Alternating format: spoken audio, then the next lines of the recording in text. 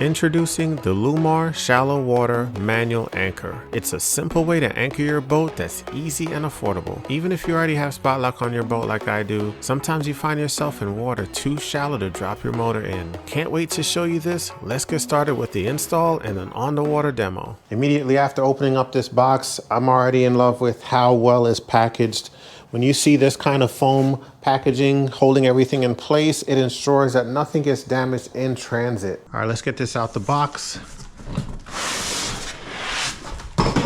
All right, very lightweight. First thing off the back, noticing exactly how lightweight this really is. It's pretty cool. Yeah. All right, in the box we've got instructions and you've got the hardware to mount it. And I also have the quick release bracket for the anchor as well. That's in this box. And this is good for anyone like myself and for whatever situation you're in where you need to remove the anchor at any given point easily. For me, I'm gonna want to take this off to be able to bring my boat in the garage.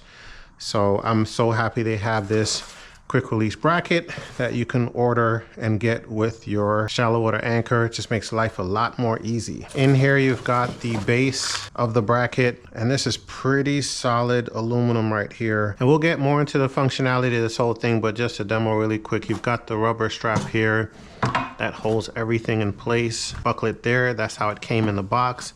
And I noticed like the gas spring is already ready to engage. You've got a gas spring right here that assists the pole to keep it locked in. When I say locked in, means wedged down on the floor bed of the lake so that it doesn't lift and your boat then drags. And then you've got this strap that you'll use to pull the anchor up.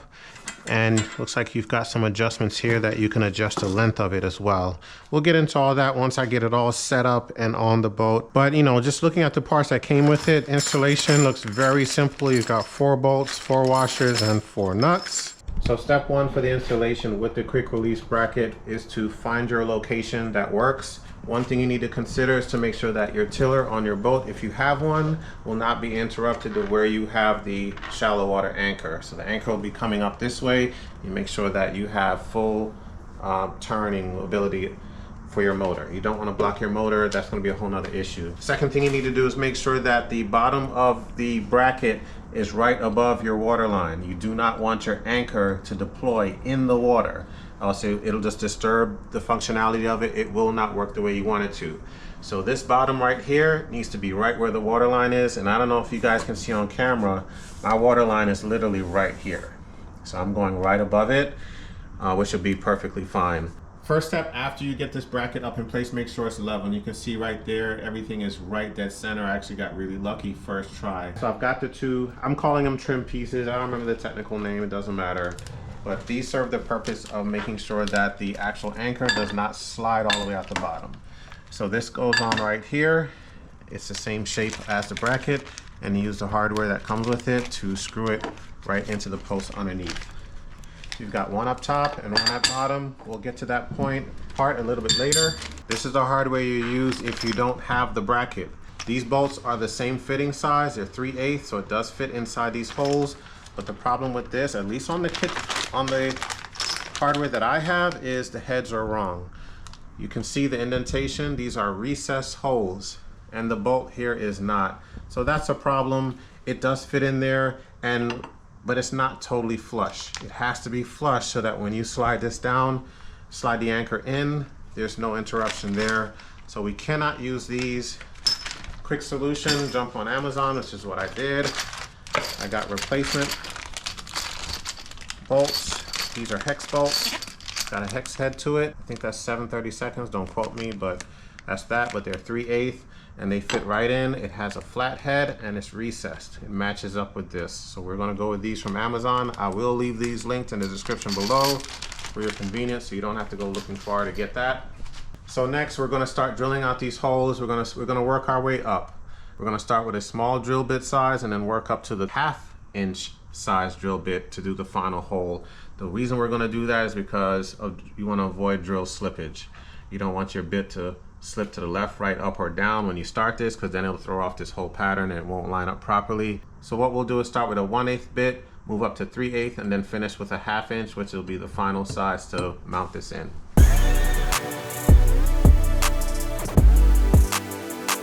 Yo, these are my hatches, man. I'm doing this next boat, so. Oh, for real? Yeah, this is a hatches that's going in it. Is this one box? Oh, so you doing another boat? Yep, right in there. Oh, this one here is covered up right now. Oh man, I gotta come out here and go fishing with y'all. Man, whenever you're ready, man. Whenever you're ready. All right, man. Y'all take care of this too. This right here, guys, hatches for that boat right here. Super excited about that. But we're gonna rest this aside because we got some other work going on. Thank you, Nate, for taking care of me as always. Tiny Boat Nation Midwest. Final measure before we screw the bolts in. I dropped 5200, 3M 5200 in here as well. So we got it in the hole. We've got it in between the bracket and the boat. That's the second layer. Third layer, we got it right on the outside of the bracket. Fourth layer, we got it on the actual bolt itself. So fully covered. I know this technically is not below the waterline, but it is closest to the waterline. So we're just gonna take extra steps, make sure it's sealed tight. Up here, not as concerned, but we did 5200 up there as well.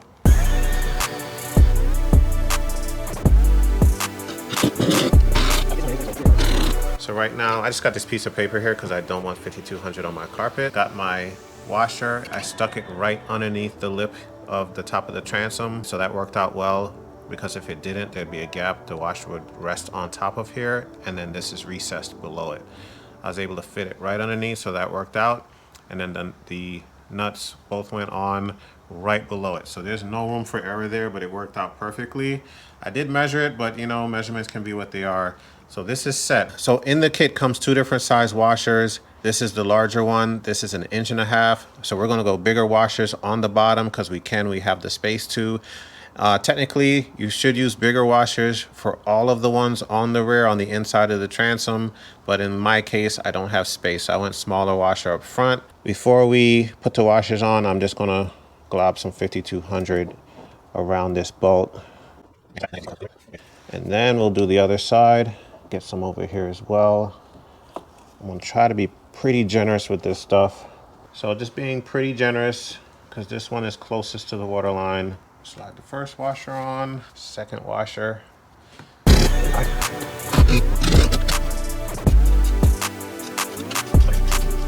Don't forget this step right here. This makes life a lot easier and gives you a lot more security. I use Loctite on the bolts. That will prevent this from backing out over time due to vibration. So this is a great step to have. If you don't use Loctite, you don't have to. You would want to, but you don't have to. If you don't, just make sure you check these bolts over time to make sure that they're still tight throughout your using it, so you don't have your anchor falling down the street. All right, so Loctite the bottom only. Do not Loctite the top. Obvious reasons. This is a quick release, so you want to be able to remove your anchor quickly and easily. Loctite will lock those bolts in. All right, so at this point we're done. We tightened up all the nuts on the back end. You guys saw that. And we've got the bottom plate in. This bottom plate ensures that the anchor does not just slide right out, and that would be a whole nother issue for obvious reasons. So this stays in. You do not unscrew this one, all right? This one's pretty much permanent.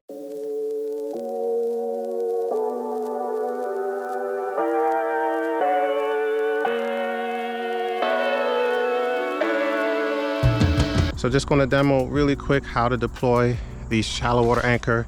You've got your rubber latch right there. Simply just disconnect it. You do have these straps which just have a handle here if you want to ease it down, or you can let it go, whatever you prefer, and it goes right down into place. We're in about 5-6 feet of water right now, just to give you perspective of how deep we are. And we can rock this boat.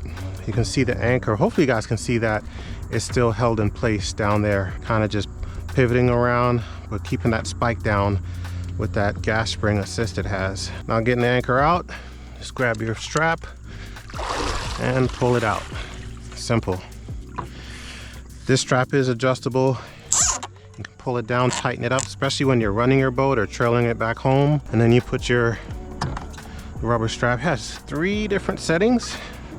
If you want to go super tight, you could go to the 3rd hole. I just have it locked into the 2nd for right now.